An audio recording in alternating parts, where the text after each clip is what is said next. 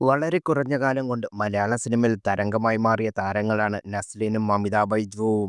New generation സിനിമകളിൽ അഭിനയിച്ചിട്ടാണ് ഇരുവരും ശ്രദ്ധേയരാകുന്നത്. പ്രൊമോഷൻസുമായി ബന്ധപ്പെട്ട് നസ്ലിനും അമിതയും നിരവധി അഫുവകൾ പങ്കെടുത്തുകൊണ്ടിരിക്കുകയാണ്. ഒപ്പം രസകരമായ ചോദ്യങ്ങൾക്ക് മറുപടി പറഞ്ഞും തരംഗമാകുകയും ചെയ്തു. ഏറ്റവും പുതിയതായി ഒരു അഭിമുഖത്തിൽ ആദ്യ പ്രണയത്തെപ്പറ്റിയ ചോദ്യത്തിന് വളരെ രസകരമായി മറുപടിയാണ് താരങ്ങൾ പറഞ്ഞത്. തുറന്നു പറയാത്ത പ്രണയവും സീനിയർ ചേച്ചിയുടെ ലവറിനെ തന്നെ പ്രണയിച്ചതുമൊക്കെ താരങ്ങൾ വെളിപ്പെടുത്തി. തൻ്റെ ആദ്യ പ്രണയം ഒരു വൺ സൈഡ് ലവ് ആയിരുന്നു എന്നാണ് നസ്ലിൻ പറയുന്നത്. ആ കുട്ടിയോട് ഞാൻ ഇഷ്ടമാണെന്ന് പറഞ്ഞിട്ട് പോലുമില്ല. അത് എപ്പോൾ ആലോചിച്ചാലും ഭയങ്കര അടിപൊളിയായിട്ടുള്ള ഫീലിങ്സാണ്.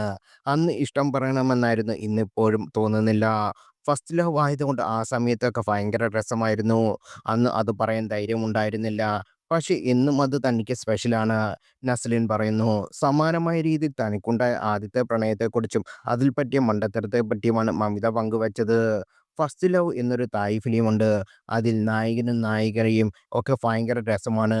ആ സിനിമയെക്കുറിച്ച് എന്നോട് ആദ്യം പറഞ്ഞത് എൻ്റെ സീനിയർ ചേച്ചിയാണ്. സ്കൂളിൽ പഠിക്കുമ്പോൾ അന്നൊരു ദിവസം അസംബ്ലി കഴിഞ്ഞ് പ്രാക്ടീസൊക്കെ കഴിഞ്ഞ് നിൽക്കുമ്പോഴാണ് ചേച്ചി എന്നോട് ഈ സിനിമയെക്കുറിച്ച് പറയുന്നത്. ആ സിനിമയുടെ കഥ കേട്ട് കഴിഞ്ഞപ്പോഴേ തനിക്കും അങ്ങനെ ഒരു അനുഭവം ഉണ്ടായെന്ന് മനസ്സിലായി.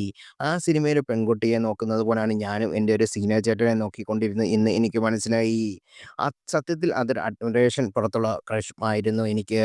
അതിനേക്കാൾ രസമുള്ള കാര്യം, എനിക്ക് ആ പ്രണയകഥ പറഞ്ഞു തന്ന ചേച്ചിയുടെ ബോയ് ഫ്രണ്ട് ചേട്ടനെ ഞാനും നോക്കിക്കൊണ്ടിരുന്നതാണ്. അവർ തമ്മിൽ പ്രണയത്തിലാണെന്ന് എനിക്ക് പിന്നീടാണ് മനസ്സിലായത്. വലിയ കോൺടാക്റ്റ് ഒന്നും ഇല്ലെന്ന് എന്നേ ഉള്ളൂ. ആ ചേച്ചി ഇപ്പോഴും കണ്ടാൽ ഞാൻ സംസാരിക്കാറൊക്കെ ചെയ്യാറുണ്ടെന്ന് മമിത പറഞ്ഞു.